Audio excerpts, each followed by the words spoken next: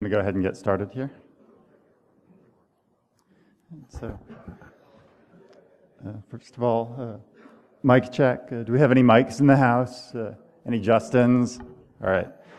So, my talk is Living Off the Land, named in honor of this year's Derbycon evolution theme. It's going to be about sustainable attacking, essentially, how you can exploit your infrastructure once you have a foothold without killing the golden goose. So, first of all, who I am. My name is Adam Reiser. I'm a security research engineer with Cisco's Advanced Security Initiatives Group. I do primarily red team and application security work.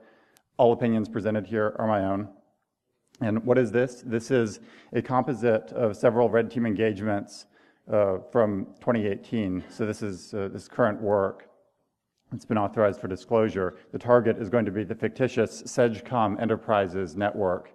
And throughout this talk, I will be discussing several tools that I've written, which, needless to say, are for authorized testing and educational purposes only, do not puncture or incinerate.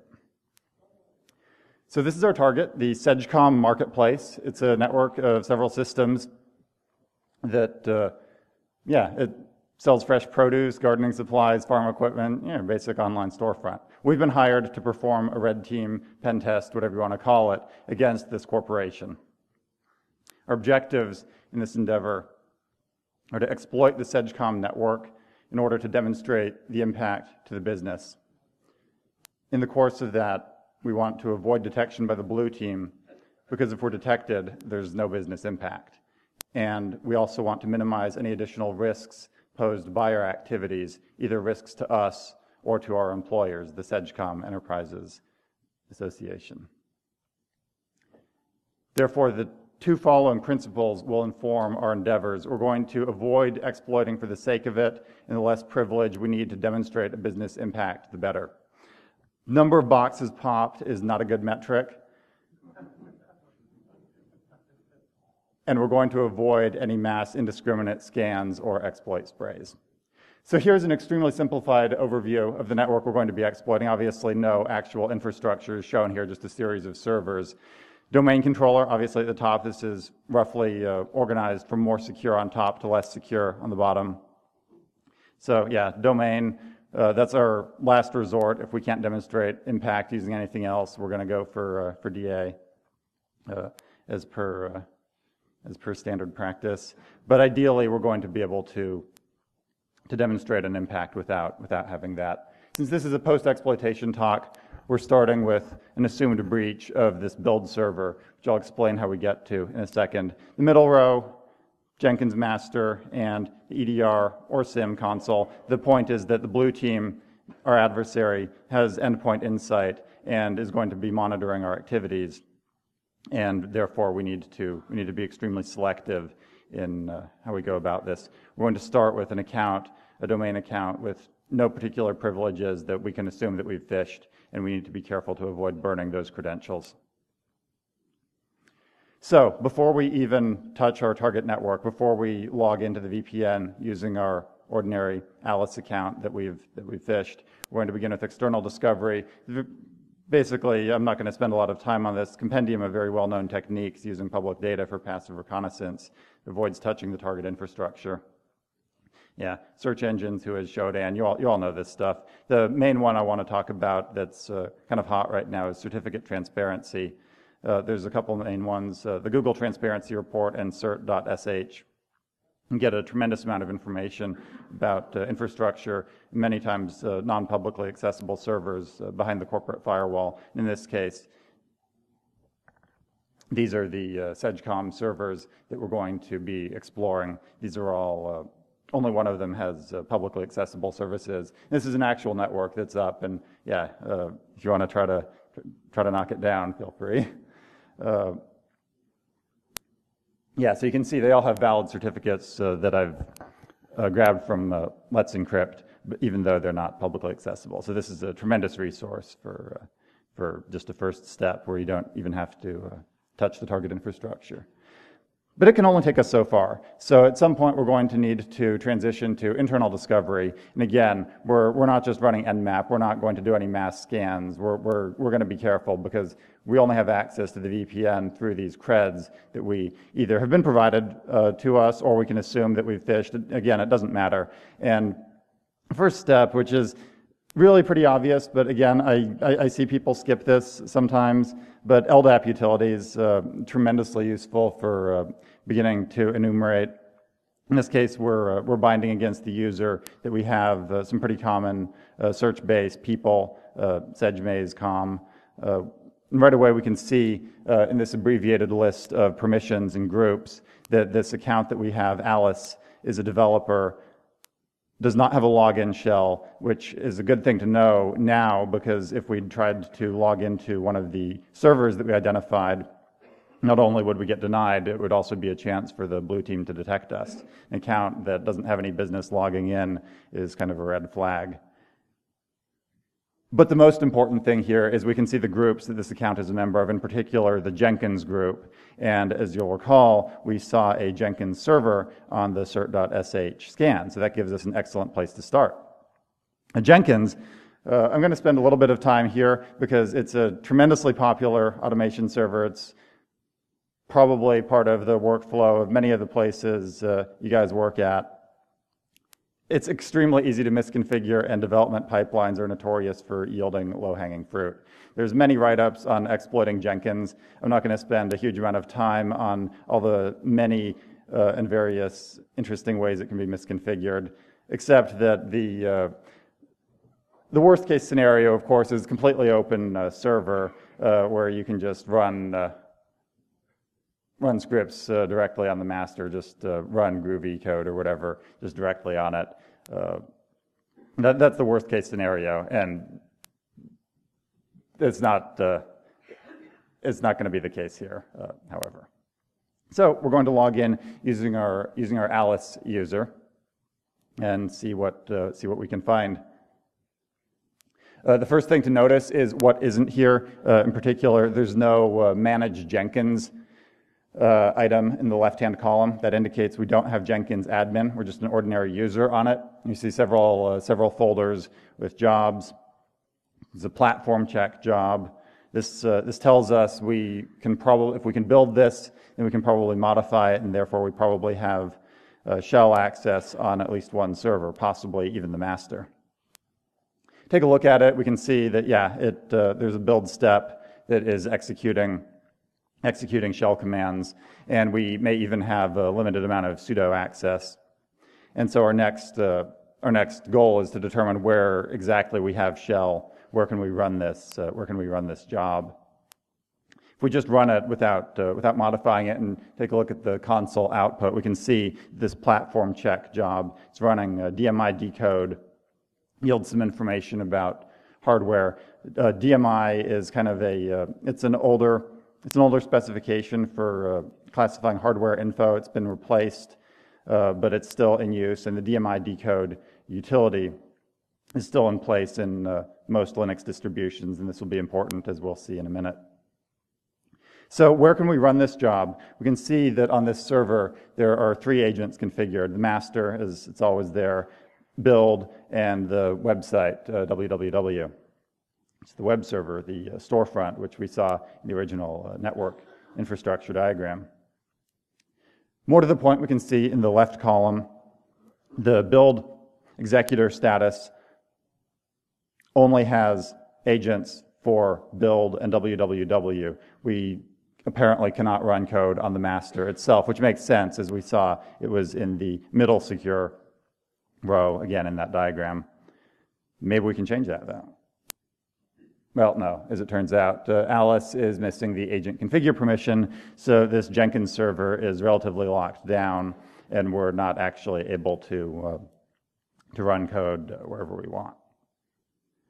But okay, so it's designed to be run on the build server, but can we run it on www? It makes sense. The way you check that is we can just configure the job, restrict where it can be run to only www, and we'll try building it. And unfortunately, we see console output, job failed, and you can guess what happened here pretty easily. We get a sudo prompt, so it's pretty clear that the Jenkins user on www, while it exists, as it was able to log in, it failed to execute sudo. So either it requires a password or it's not configured at all. And of course, the worst case here is we may have gotten caught because we just tried to run sudo on a server that wasn't configured to expect this. So maybe this wasn't a great idea. We need another method to get root, or even to get root on www, although we do have shell on it. So for that, we're going to need privilege escalation on the build server and use that to pivot into a domain account that will let us log into the www server. How do we do that? This brings us to a DMI exploit. This is my favorite part of red teaming. It's custom exploit development. Now, this isn't a vulnerability in DMI decode itself per se. Speaking is hard. This is a site-specific this is a site-specific configuration weakness that takes advantage of the fact that the pseudo configuration on these servers allows you to run DMI decode with any arguments you specify. What I discovered on this engagement is that a crafted DMI table allows you arbitrary file write, and therefore pseudo DMI decode gives you root escalation. So what does this look like? The conditions to execute this attack are a sudo L. We need to be able to run DMI decode, and we need to be able to specify arguments that we of our choosing. No password isn't required, but in this case, we kind of need it for using it on Jenkins. So what does this actually look like? The exploit is very simple. DMI decode is designed to read the system hardware information, and the way it does that by default is it just accesses dev mem and looks for certain patterns. In particular, the _SM underscore is one kind of magic word that begins the header for the BIOS. And what we can do here is this tool that I wrote called DMI write will craft a DMI file based on an input file. And when that file is read by DMI decode, it will output a DMI file. It has a dump bin option that allows you to dump the output of it. And when that Trojan file is dumped, it will be identical to the file that we passed in the input. With one annoying exception, it's prepended by a header, which the most I've been able to do with it is make 32 null bytes at the beginning. It's annoying, but fortunately it doesn't actually interfere with all avenues of privilege escalation. So that's what the exploit looks like. It generates a DMI file containing a table that we can then use. We can load that onto our target system using some manner, and we can then use DMI decode to read that as a memory file and dump it to an arbitrary file we specify using our sudo access. And what that looks like is, notice now, instead of being on our home server, we're on the build server, or I'm sorry, the target server. We run DMI decode, no sysfs. That may or may not be something you need to use depending on the version of DMI decode you have. It just tells us we want to use the -d temp crafted.dmi as our memory device rather than reading from dev mem or from sysfs. And our dump bin is etc passwd. And of course, what we've done in our Trojan version of that we've created, what is in crafted.dmi, is we've set the Jenkins user to UID 0, so it's root equivalent. Now, of course, there's many ways to leverage a arbitrary file write into root access, and some of them are more detectable than others. Again, that's kind of something that's site-specific, and you'll need to examine what kind of countermeasures you are going to be up against and what's least likely to be detected. Of course, you can also add SSH keys and all that kind of thing. I just looked up dirty cowpox for ideas, since it is kind of a notorious file write. So this is what it looks like when you have properly exploited the vulnerability. There's two FW write calls. The first one will write a number of bytes of the file, and the second one will look like it failed. That's just because it's trying to write an empty header to it, and it'll just write 32 nulls instead. So we do that. We log back in, because again, kind of annoyingly, we need to re-log in to actually see the results of the UID change. We do ID as the Jenkins user, and we can see we're UID 0, where we're Jenkins, but we have root. We have root permissions. Kind of just a note on the what it looks like technically when you are running the DMID code. This is obviously a stack trace at the write dump time when we're overwriting etc past WD. You can see that's our dump file, and to get there we came from DMI table dump. We're dumping a DMI table that begins with new line root. That's not suspicious at all. The new line actually is really important to make sure that etc past WD is going to be interpreted properly, even though it's kind of malformed at this point, beginning with 32 null characters. And here's the second dump that is the 32 nulls, and I've not found a way to avoid this. So it does limit the number of ways you can actually escalate. Set UID is primarily what's kind of off limits to us at this point.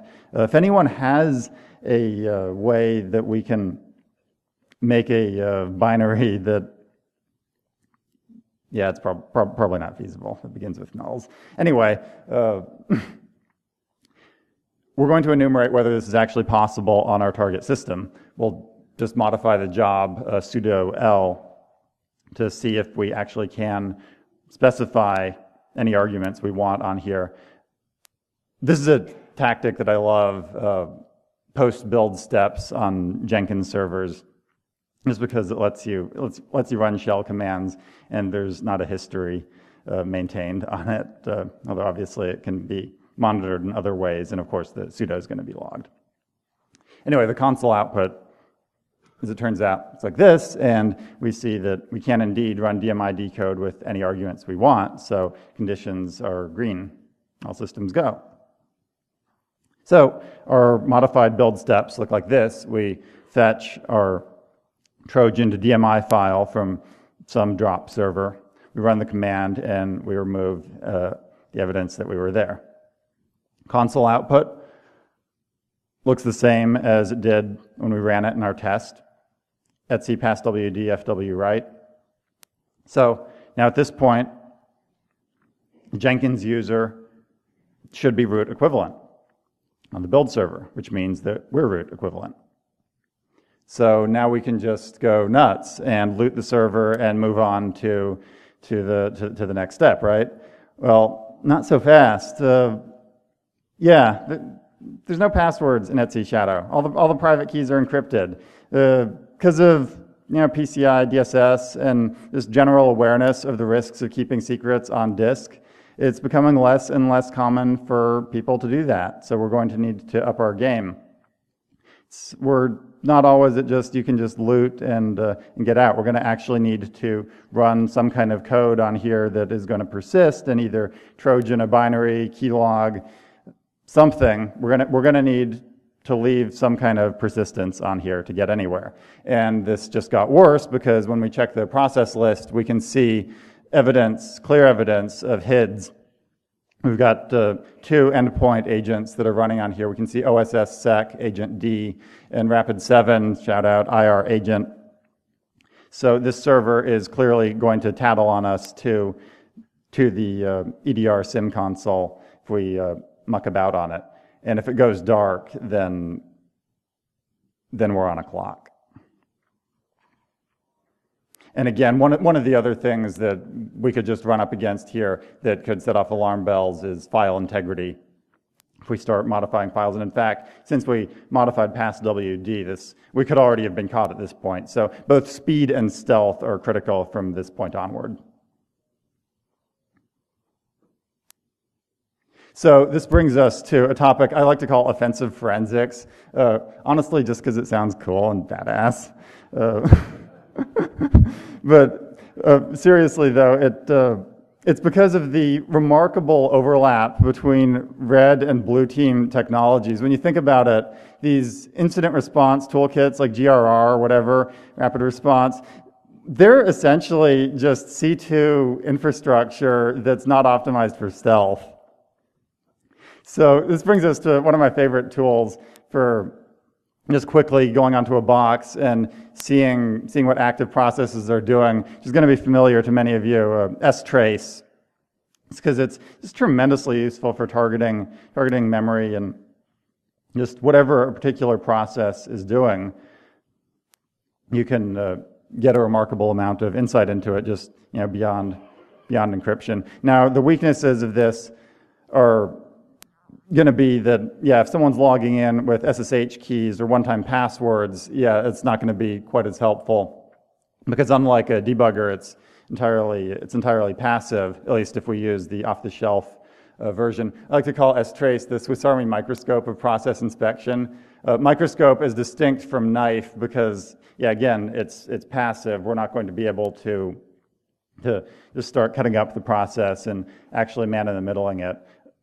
Ptrace under the hood, again, not any revelations there. And advantages of using strace is just your first stop for examining running processes and grabbing secrets from them. It's mature, stable, and well supported, and it's frequently present by default. Cons of using it looks suspicious. If you're running strace and the SSH process ID is in the process list on it, that is kind of an alarm bell. Again, off-the-shelf strace is only useful for a passive interception, and the flip side of being mature, stable, and well supported is that it's well known, the risks of it now, and it's frequently denied by either the YAMA security module, or if you're unfortunate enough to be up against SE Linux, it's also deniable by that. Let's take a look at just a basic use case of strace for reading SSH passwords. Again, the context for this is we're trying to pivot from the build server that we have root on. We're trying to gain a domain account that is logging into here, that's also logging into another server so that we can actually get off this box and do something useful that's going to demonstrate business impact. So we run strace against the SSH process, the PID that specifies there. We want to trace all read syscalls, and we want to follow the child processes that the SSH daemon spawns. This is very important because many processes aren't going to just handle everything on their own. When we do this, we need to be prepared for an avalanche of output. We're going to see many, many lines of useless garbage and generate a fair amount of network traffic in the process, so be on guard against that as well.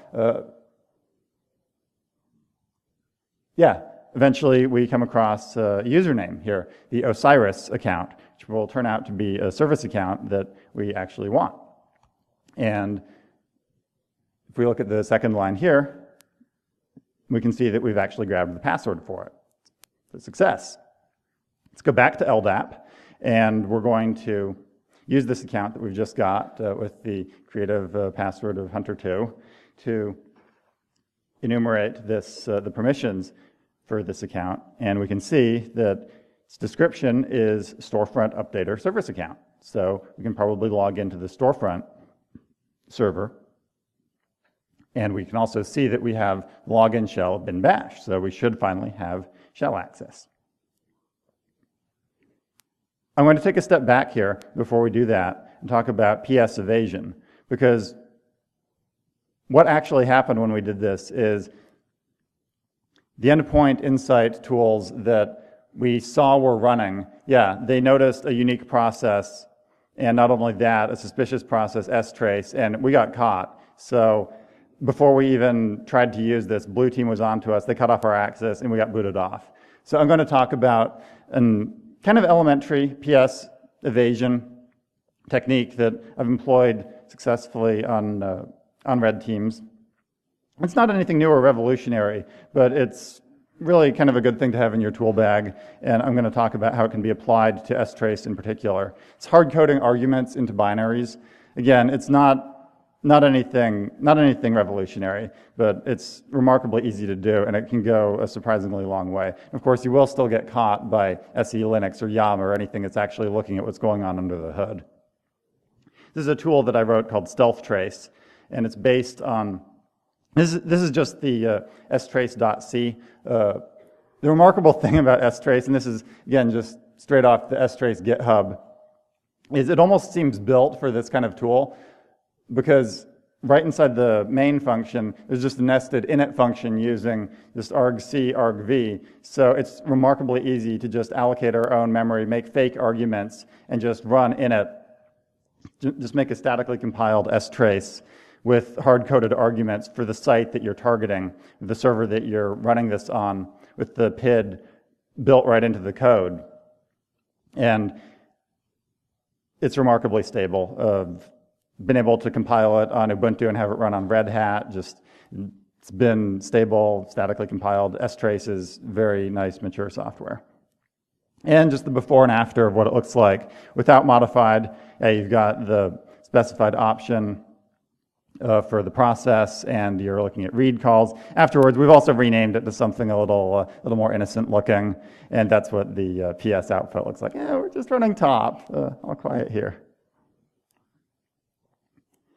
But yeah, you are still going to get you're still going to get busted by any real detection capabilities. And again, the worst case is SE Linux. In this case, I've got a demo of what happens when SE Linux deny ptrace has been configured, and we're gathering those logs centrally, the audit log. And what happens when you actually try to run this, even as root, you get strace, attach, ptrace attach, that's the SSH process ID, permission denied. Okay, so it failed, but no big deal, right? Except here's what's happening on the blue team admins. Oh shit. Blue team wins. Okay, so that wasn't a great idea. And yeah, what they were doing basically is they had OS query and all that. So head-on attack, we got caught. The point I want to emphasize here is that blue team is always going to win if they know what they're doing and they're as good as you because they were here first. That's why, as attackers, we constantly need to be upping our game. I like to think of it as 3 levels of evasion. Head-on attack with no evasion, you're going to get caught. Use an appropriate level of evasion based on your reconnaissance of the target site. That's a success.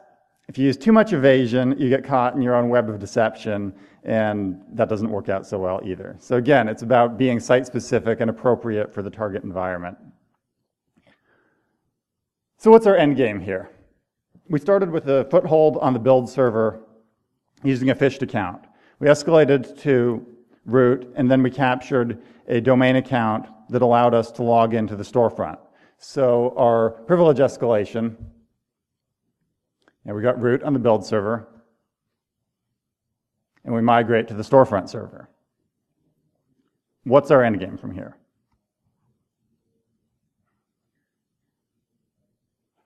As you may have guessed, based on storefront,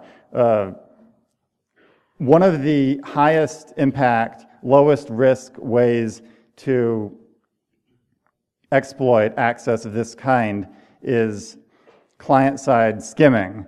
The MageCart threat actor is the most notorious one, and it's not just for credit card info. It's useful as an attacker for just any kind of client-side access of credentials. If you need to pivot from one server to another, client-side, there's just not enough ways to sing the praises of client-side attacks, because not only is the captured data known to be current, it's exfiltrated from outside the corporate network, unless they're using a full tunnel VPN, but who does that? As 3 notable companies have discovered lately, client-side JavaScript exfiltration is incredibly dangerous, hard to detect, and just nasty. It's almost unfair. So our object lessons for this: don't exploit for the sake of exploiting. That's a good way to get caught, and if you get caught, there goes your business impact. CEO's laptop trumps domain admin every single time.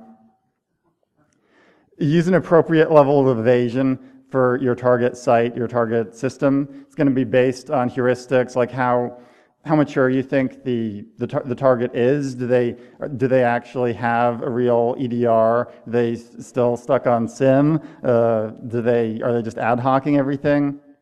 Again, there's no business impact if you get caught. And if you must take trophies, make them POCs, not boxes. Cool hacks are better than number of boxes every single time. And that's pretty much it. Because you folks are so shy and retiring, I suggest any questions that you're afraid to ask here. Direct them to either my email or my Twitter account. Not that I ever actually tweet, but I could in theory. I have one.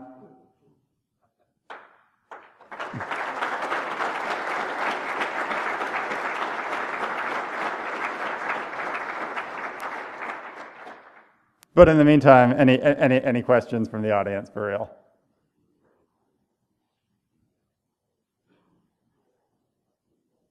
All right. Thank you very much.